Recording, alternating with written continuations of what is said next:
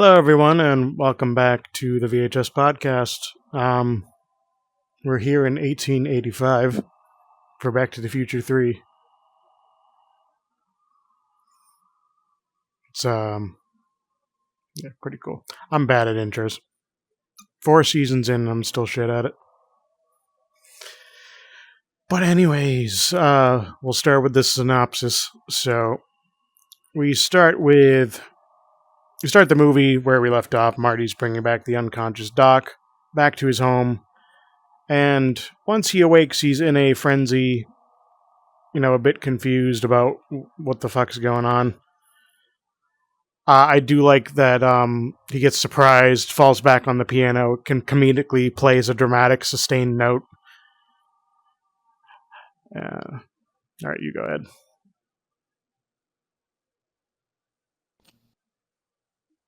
Oh, no, I messed it up. Dad, you gotta be faster. I got this. I'm slow, okay? I'm old. I'm in 1885. But through reading the future Doc's notes, they learned that the DeLorean was damaged by a bolt of lightning, wasn't it? Poop. And sealed off in a mine shaft. And it's still in surprisingly good condition despite being sealed away for 75 years? No, it's 85 to 55? Just 7. Let me double check. I believe it's just 70. Let me get the calculator. It's been sitting underground in a cave for a good while. 1955 minus 1885. 70 years, yeah. That was pretty close. It's still in surprisingly good condition, even though it has seemingly popped and withered away. The tires. He's reading the synopsis. Yeah, the tires are melted somehow. I don't know how that happened. It looks weird. Nah, I don't know. Then again, it could have been something that, because the flying thing was damaged, maybe he crashed and it shredded the tires. I don't know. Well, when getting zapped by lightning, it probably melted them. Yeah, maybe. Rubber doesn't like lightning. But, cars have been struck by lightning before and not have melted tires, but who knows? It was a pretty nasty bolt. But this yes, car is special. Indeed.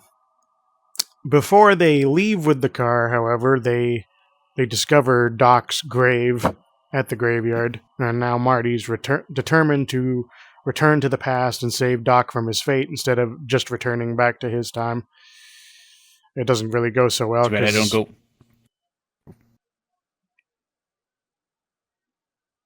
I'm just happy to be here. You get the next one. It doesn't go so well because Marty gets caught in a chase between some Indians and some cavalry. Then he gets chased by a bear, runs into his great-great-great-grandparents, and then gets into trouble in town with Buford and his gang. And Doc manages to save his ass just in time. But they've got this big problem because he done ripped the fuel line on his way in, so there won't be another gas station until at least the early 1900s. So they get some strong alcohol, because I would have thought of that too, and they just dump it in the bottom of it, and it didn't work, surprise. So now they got to pull the thing, but it didn't work because horses can't pull a DeLorean. And then they have to settle on some kind of train because the train's got all this massive firepower in it. Yeah.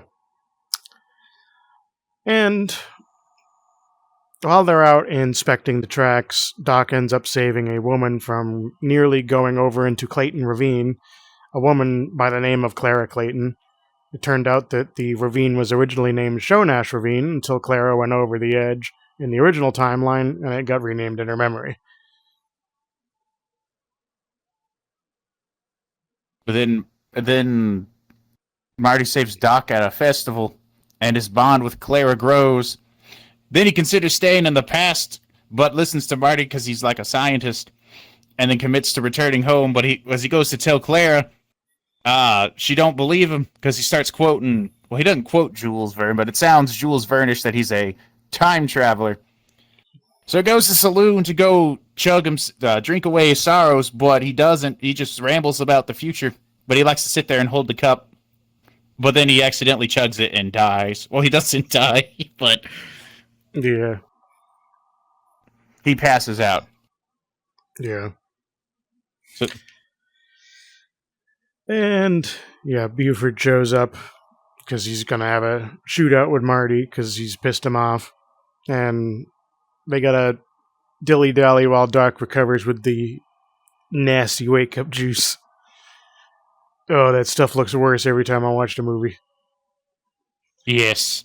But Marty faces Buford, but he gets shot, right? Because he's like, I'm going to settle this like a man. He takes his guns off and puts it on the ground. He gets shot. But luckily, he invented bulletproof armor, and he takes it off and smashes him in the face with it, and then Buford gets a face full of manure. I hate manure. Like, it was nasty when it happened to Biff in the first and second movie, but this was especially nasty because it's like he like spits it out of his mouth and I'm like, ew.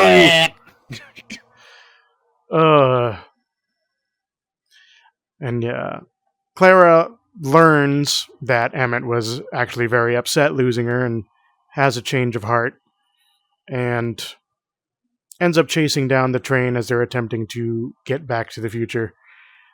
Doc ends up staying behind to save her after she nearly gets killed trying to climb in front of the train.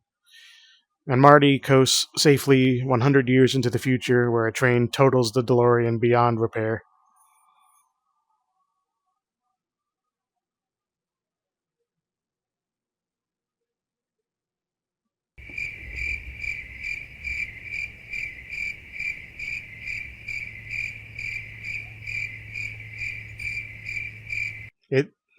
Dude, oh snap! I'm gonna just read it myself next time. I had myself muted. Mr. Bale, I was hitting his whole hoo-ha.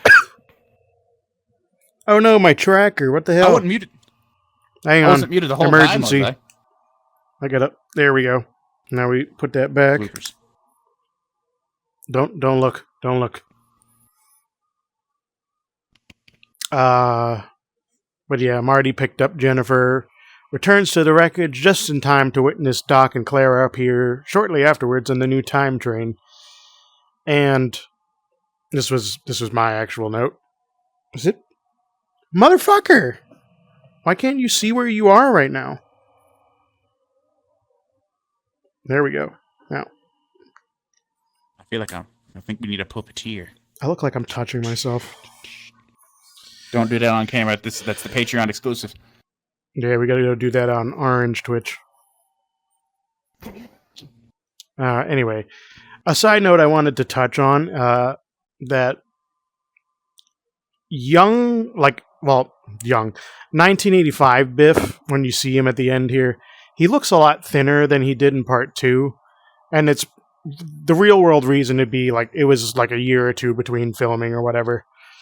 But in universe, maybe it's due to the change in the timeline or something, because you have to think now in this timeline, this is the same Biff that had the almanac very briefly. And you have to think when he lost that shit, he had to have gone up to somebody and been like, man, I had this almanac and it had sports statistics for the next 50 years. And maybe he got thrown in an insane asylum for that? If he told the wrong person? Yeah, I'm not even on this stool anymore. There we go. Because, who knows? Maybe something happened off screen. And we have also, the ravine is now named Eastwood Ravine because it was believed that the town hero Clint Eastwood had gone over the edge in a horrific train accident. So, speaking of that, what did they name that ravine? What was that woman's last name? So it was originally shown Ash Ravine because Clara initially rents horses, goes over the edge, dies. They named it Clayton Ravine after her. Yeah, that's it. And then because that was disrupted and they believed that Marty, Clint Eastwood, went off, they named it Eastwood Ravine, which also means in this new timeline that they probably the guy that was originally named Clint Eastwood probably has a different name now. Because otherwise his parents would have named him after this Hill Valley folk hero. So, like, one thing I thought might have been a plot hole, like, isn't, the Doc gets, like, a message that he's supposed to meet someone named Clara, right? But then she's about to go die over into that ravine. Like, who saves her so that he can meet her if he's not there? We'll get to that, because now it's time for the timeline board. Right on! My favorite thing, Marty's gonna become the Doc's father. Alright. Alrighty, it's the time you've all been waiting for. So, I'm not gonna draw from 1885 to 2015, so we're just gonna go... this is far enough over.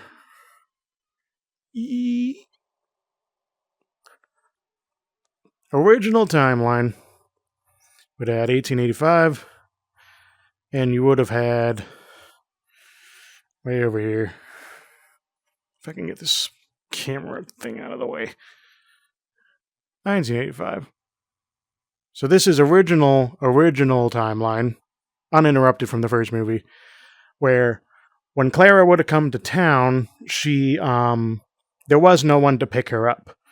So she simply waited.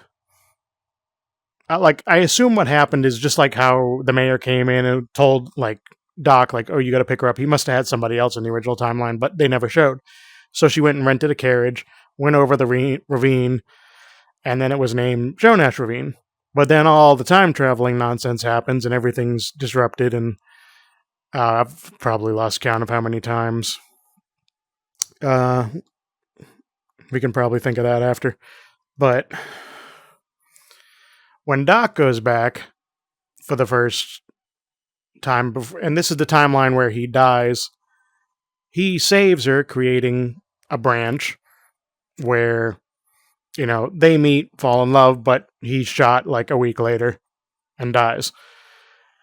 Then Marty comes from 1955 as well, disrupts that, creating a second branch timeline off of that. So now you got that. And yes, yeah, you gotta get closer. You gotta get in frame. Come on. There you go. Good job. Good job. And yes.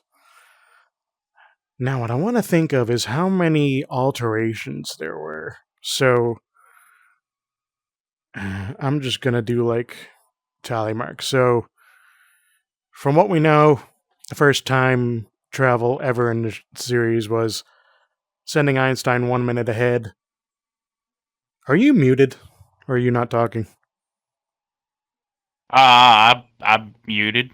I'm not saying that. Okay, I wanted to make sure. Going through this whole doodad. I'm just here to add when Marty becomes the Doc's dad in like 1808. I see. Of course. So there was that. That was minuscule, but it did change a tiny bit, that little 1 minute jump. Then Marty goes to 55, alters things. Then Doc goes to 2015, alters things slightly. He also went ahead in the future somewhere to see like how the events played out. That was another alteration. Went back to 85, made another alteration, bringing them to 2015. Another one where they changed everything. Biff goes to 55, alters things. I should have been... Did a lot of tally marks. Yeah, I forgot to do that. Then they go back into an alternate 1985, and they alter things. Because if you think about it, in alternate 1985... there's a Doc in an insane asylum, and there's a Marty in Switzerland. All right, so I'll just mark those then. And then they go back to 55, and they make an alteration there. So there we go. Now we got a proper tally mark. And let's see what else. Then Doc goes back involuntarily to 1885. Oh no! I don't want to select OBS, you stupid. I've just dragged the video down in OBS. Well, looks like it's down to me. All right, I got this. So he gets sent back to 1885 because he got struck by lightning. And then he's got to go and meet this woman, right? And then they fall in love, and then he dies, and Marty goes back, and it just loops for eternity. All right. Here we go. Block All input. of your drawings are gone. Son of a bitch. Please be patient, viewers. Stand by. And I can't see really. Sounds like you're done. All right, then we have branch. Then we branch. Yeah, God, let's see. I don't remember where. Yeah, does pass. Feature again. 1985 feature. 1985. 1985. 1885. Then back to 1885. Then forward to 1985. So, okay, so 12. They made 12 alternate timelines, technically. And there might be some extra in there that, but like at least that's, I can confirm that. That's basically how many times they time traveled with that thing. And each time caused a new branch and everything. But yeah. Now, like I was saying in the earlier segment, we had shown Ash Ravine in the Prime timeline here, and then it's renamed Clayton. Then in this, it just stays shown Ash Ravine, actually, because he saved her, but nobody fell in there. So then in this alternate one, the second alteration, then it becomes Eastwood because Clara is saved, and then, Marty is thought to have died. So you got that. Now, you were something about Marty being Doc's dad. My brain hurts. But even then, if he goes back here, oh, my brain's injured. Time travel's complicated. Yeah. But yeah, what I was thinking you were going to say from the first video is because Marty's way back here with his great-great-grandparents. Oh yeah, that was. So we go back. His great-great-grandmom and become his great-great-granddad. Then he can go forward in time and also become his dad. So his great-great-granddad dad. Right here, there's a timeline up here in 1985 where he is Jules and Verne's greatest of all grandfathers. I see.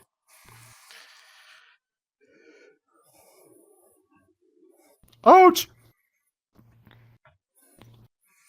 But yeah. Alright, so let's see. What is it? She dies in the original line, then lives, but it still becomes Clayton Ravine. Don't it? No. Because in the original one, she dies because no one's there to rescue her. In this one, Doc doesn't have Marty come back, so he's not motivated to return to the future because he quite literally can't. He's already put the DeLorean in the cave. During the whole movie, there's two DeLoreans sitting there in the 1885 timeline. There's one that's undisturbed in the thing. There was actually I don't know if it's a deleted scene or it was at least a concept in the script at one point where they had it Marty suggesting Doc, what if we go to the buried DeLorean? There's still gas in it because he didn't drain it. It just it went bad over the 70 years that it was sitting there. And he's what if we just drain that out and then we use that gas to go forward because we're not going to use it anyway. And Doc's that is the only source of gas, but if a cave collapse happens, you're going to create a paradox. So I wish they kept that in. That'd actually been a good idea. Because you'd think Marty would have suggested that, but Doc would be no, Marty, we're going to create a paradox and break the space-time continuum. But yeah. That is that. But he wouldn't have been traveling where he was because he's traveling with Marty in this line to see her fall. The only reason he doesn't pick up Clara in Timeline 3 here is because Marty was there and he's oh, I'm not going to get romantically involved. That's, not very scientific of me. Get into video. You're never into video. I'm in. You have to be close. You got to be close to it though. You see, if I go over here, I'm within the bracket, but the camera can't see me. All right, so he picks her up in this timeline because they fall in love. She dies sometime later, of a broken heart, probably. And yeah, so like it just stays Shonash Ravine in the first alteration. Then in this, he's like, "Oh, I'm not going to save her," but then ends up saving her. And then Marty, they think he dies, so then it's Eastwood Ravine renamed instead. That's how that goes. It was only named Clayton Ravine because she went over and died. But if nobody died, it just stayed Shonash. So like, if you got to this timeline, which this is the timeline that initially goes to 1955, and this is where Marty gets the letter. Let's call it BC7 because we don't. There's so many damn things here. That's where he gets the letter, and then he goes back and creates that branch here. Where was I going with this? This Marty, like his future self over here, would have grown up knowing that as Shonash Ravine. He just doesn't remember that because everything got altered around him, and he's a time remnant of the Prime timeline. He's the only person that exists from the Prime timeline. I see. Which is kind of messed up in a way. But anyway, this is all the time we have, as I must go prepare chicken. Yippee! So there'll be more of this eventually if we do the Terminator movies. Probably just not all of them though. I'm only willing to watch about 3 of them because 2 of them are good and one of them's it's okay, I guess. Maybe 4 of them. We'll see. So feel free to make sure you go subscribe to Bax's OnlyFans. There's some good stuff over there. Oh yeah, I forgot I'm on OnlyFans, ain't I? Dag nabbit, Pope. Yeah, you know, OnlyFans.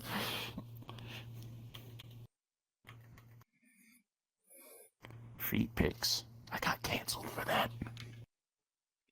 All right. See you next time. What in the world is this thing? Those are boobs. All right.